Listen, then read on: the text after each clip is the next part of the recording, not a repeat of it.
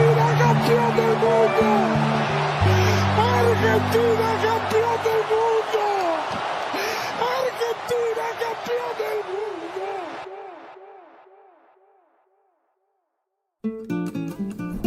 Rosario, troisième plus grande ville d'Argentine. C'est ici que notre périple commence, à plus de 11 000 km de la France. Autrefois distante vis-à-vis de Messi, la cité qui l'a vu grandir et y toucher ses premiers ballons le considère enfin, aujourd'hui, comme prophète en son pays. La star est partout, sur les murs de la ville, son visage, son numéro 10, comme pour rappeler qu'il n'est jamais bien loin. Nous sommes dans le quartier de la Bajada à Rosario, c'est ici que Lionel Messi a grandi et sur les murs de son quartier, différents hommages ont été rendus à l'Argentin champion du monde avec ce message: ça m'intéresse plus d'être une bonne personne que d'être le meilleur joueur du monde. À quelques pas d'ici, j'arrive dans un lieu qui respire encore le foot, l'histoire, les souvenirs.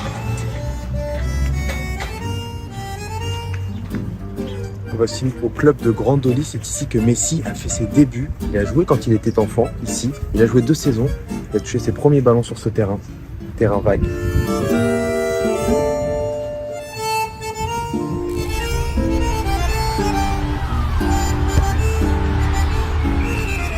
Rien ne semblait pourtant prédestiner la Pulga, la puce, en argentin, à devenir le meilleur joueur de l'histoire. À imiter aussi son idole, Diego Armando Maradona. Venu finir sa carrière à Rosario en 93 avec les Newell's Old Boys. 5 matchs seulement, mais tellement d'amour. Suffisant pour avoir une tribune à son nom et marquer les supporters de Newell's. Je retrouve un vieil ami et habitué du coin, Gaston Massa, ancien joueur de Newell's. C'est très simple, ici à Rosario, on a 50 000 personnes qui viennent au stade tous les week-ends. Tu gagnes, tu perds, tu fais match nul. Et en dehors, il reste à peu près 10 000 personnes à l'extérieur tous les week-ends qui font la fête ici, à l'extérieur.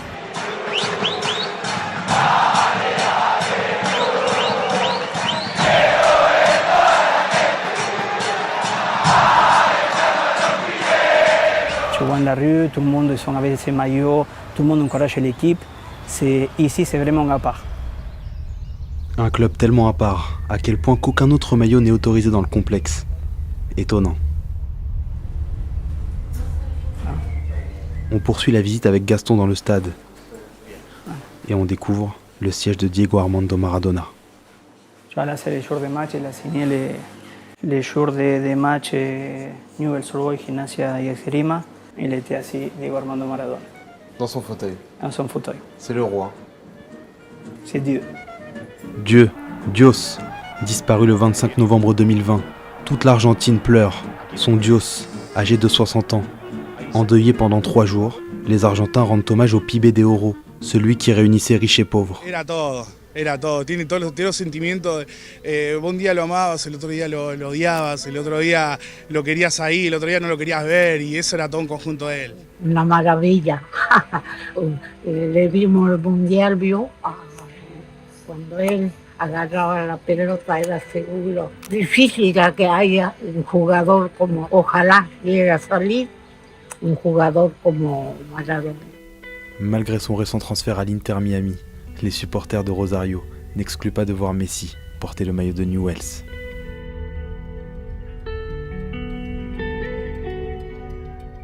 Mirá, que venga es el sueño de todo hincha de Newell's. De todo hincha de Newell's. Es más, te digo, de muchos equipos acá de Argentina, porque no solo le vendría bien a Newell's que venga, sino a los demás equipos.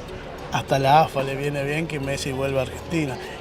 Que vuelva, que venga a jugar a Newell's, aunque sea 6 meses, sería un sueño para todos. Y es el sueño de todos. A quien se lo preguntes en la calle te va a decir lo mismo. La verdad que Lionel para todos los argentinos es un símbolo, es el más grande de todos.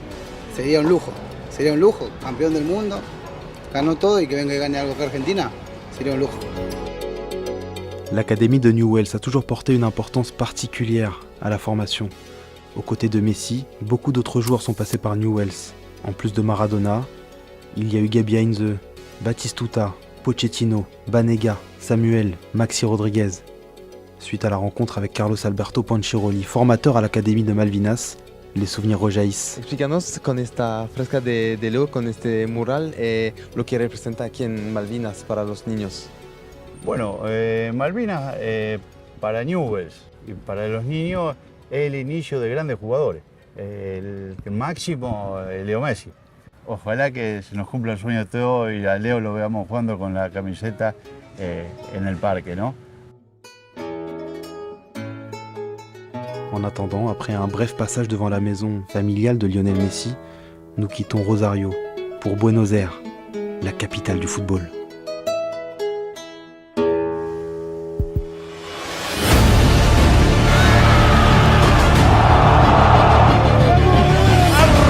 Argentina, viva el fútbol, viva el fútbol.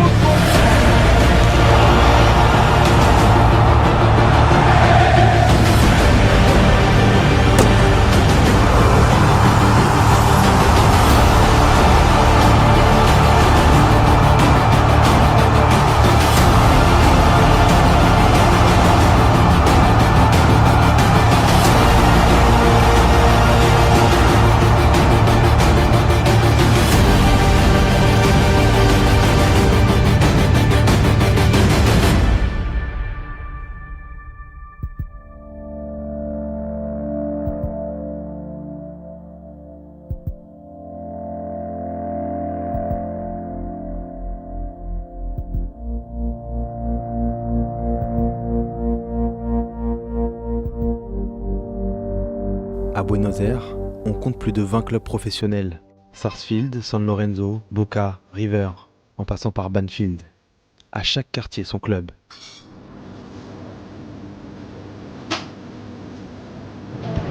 Hola, ¿de qué club eres aficionado?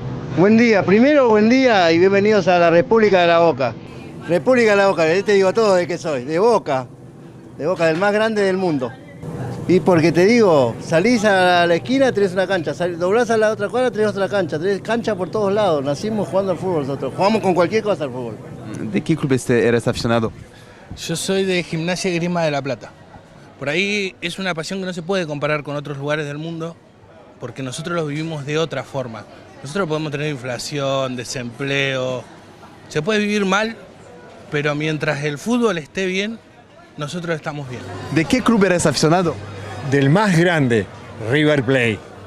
¿Cómo? ¿Tú River desde niño, pero no se puede cambiar de club? No, de club nunca.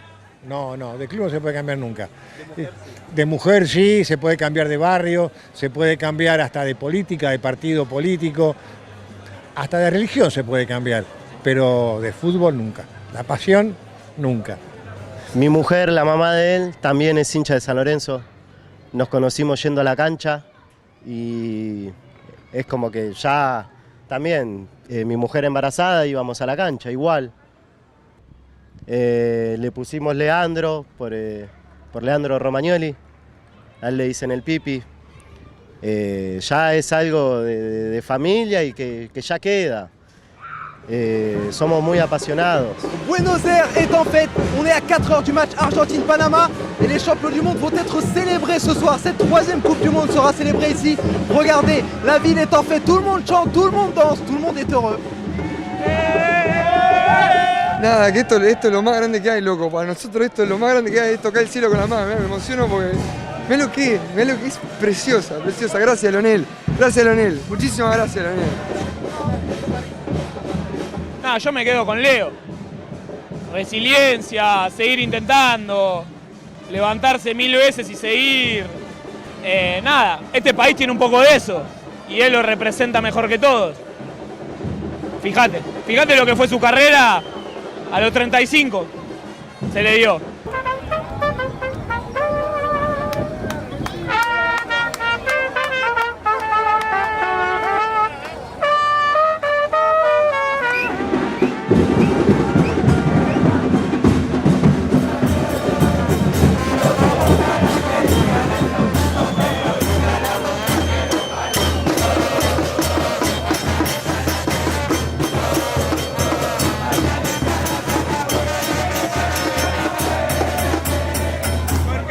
El Papa, esta noche va a ser una fiesta.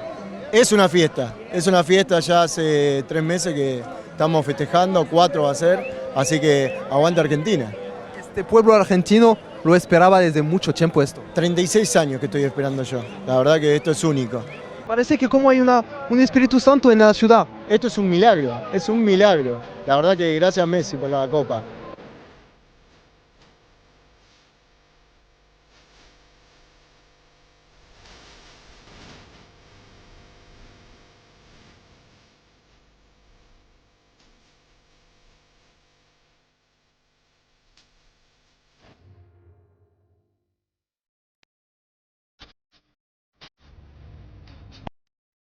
Et la suite de mon périple se poursuit à la Bombonera, club de Boca Juniors, avec l'ancien Marseillais, Dario Benedetto. Lo tengo en la piel. En Boca y en el fútbol en general, o sea, en el resto de los equipos vas a ver gente, bueno, en Marsella pasa también. No, jugadores no es normal. Hay muy pocos jugadores en el club que se tatúan su... De hecho hay. Pero bueno, la gente sí está loca, se tatúa la Bombonera en la espalda, bueno, en Marsella también se ponen... La gente está loca.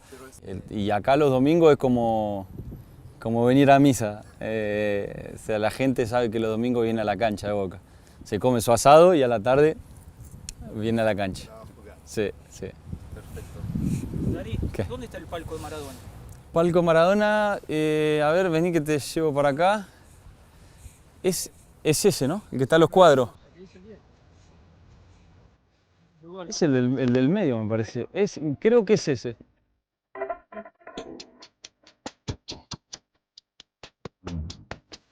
Bueno, acá estamos en el vestuario. No es el vestuario del entrenamiento. O sea, es el vestuario de antes de salir a jugar un partido. Se empiezan a levantar uno al otro, empiezan los gritos y bueno, después bajamos todo ahí por el túnel y nos metemos ahí a la cancha ya. Y acá donde se viven distintas situaciones, felices, tristes, momentos de calentura, como decimos nosotros, de enojos, pero bueno, queda todo acá adentro.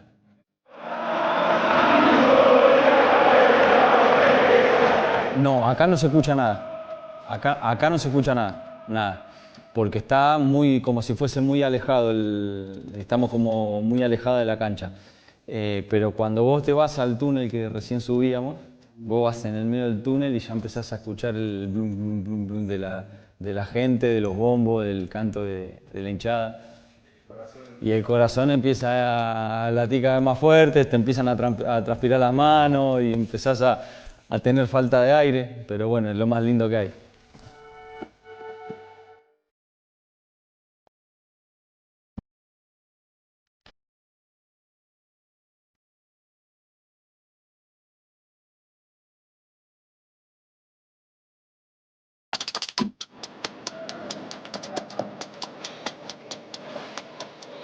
Pour la première fois, une chaîne de télévision française a eu l'occasion et le privilège de vivre dans les coulisses d'un club argentin.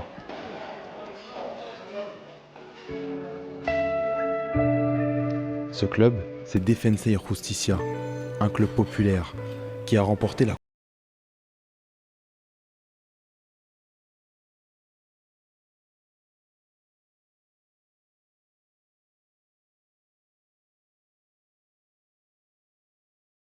les mastodontes du championnat.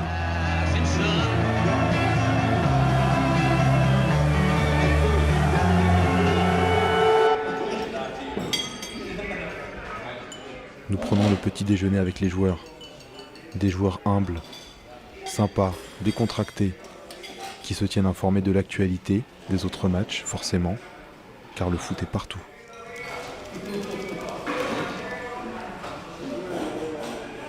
Au menu, des fruits, féculents et des sandwichs, tout ce qu'il faut pour être en forme.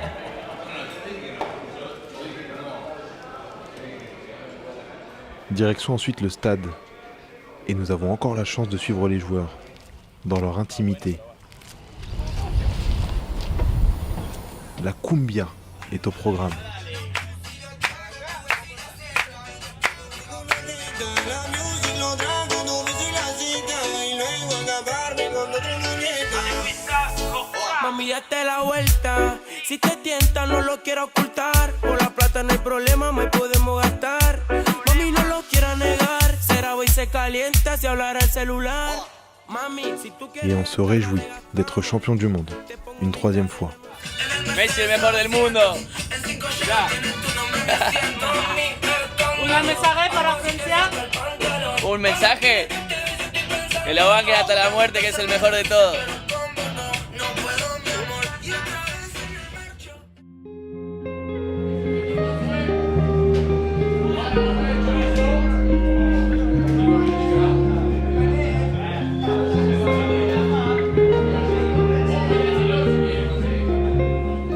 Avant le match, le club rend hommage aux vétérans de la guerre des Malouines, 40 ans après.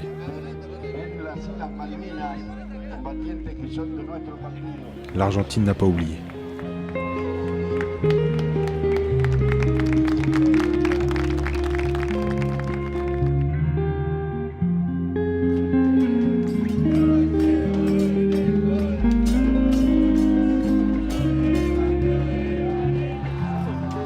Avant le match Defensa y Justicia contre Vélez Sarsfield, le président du club nous a gentiment accueillis ici à Buenos Aires pour ce match. Y lógicamente hoy el país vive un momento difícil económico, por eso quizá tampoco hay mucha gente, donde por ahí tienen que ver si poder comprar una entrada para ver un partido o llevar la comida a la casa. El hincha en esa pasión que tiene cuando ve a los jugadores, ve a sus ídolos, no importa de qué club, qué camiseta, qué recorrido tengan.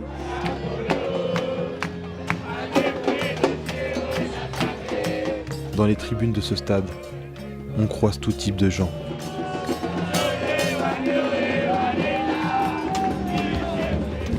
Des jeunes, des anciens, des femmes, des vieux copains,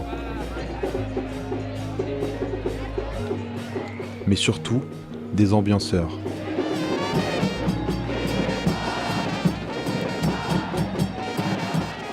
Tout le monde fait la fête, tous. Sauf certains, décidément très concentrés.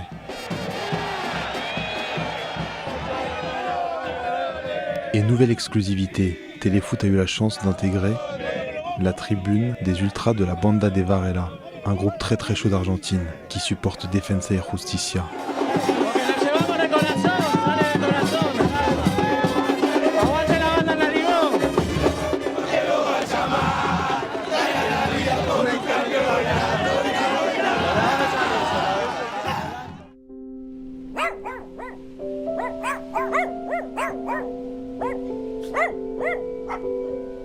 Nous quittons la Bombonera et nous nous rendons au stade Diego Armando Maradona, accompagnés de quelques supporters d'Independiente qui nous racontent leur histoire, leur vie, leur passion pour ce club. Independiente, le troisième plus grand club de Buenos Aires, derrière River et Boca. Ahí dice, mi abuelo, mi madre, yo, mis hijos y ahora mis nietos. Todos somos de Independiente. Mirá.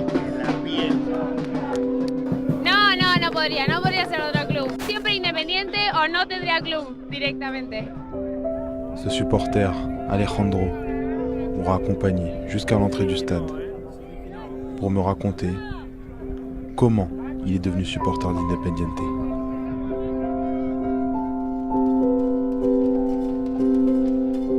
Et je prends quelques minutes pour observer ces gens dans leur folie où je prends plaisir à m'y noyer le temps d'un instant.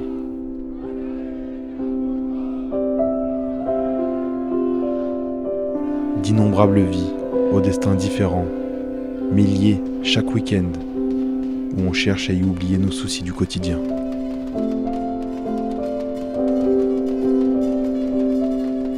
J'aurais pu y rester là des heures.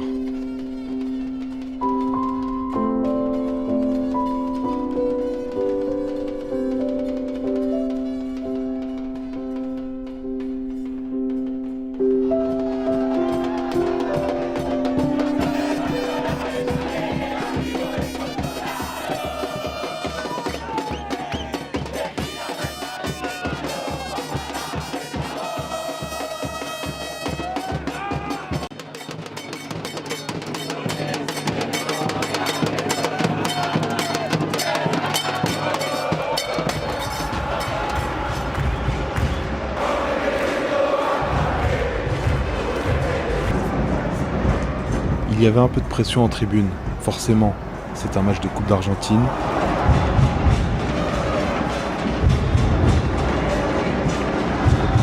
Mais à la fin, c'est Independiente qui l'emporte, 3-0 contre Ciudad Bolívar.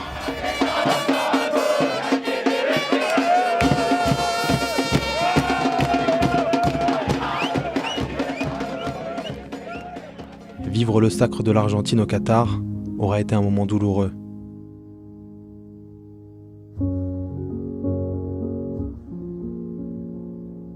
Mais venir à la rencontre de ces gens, de ces clubs,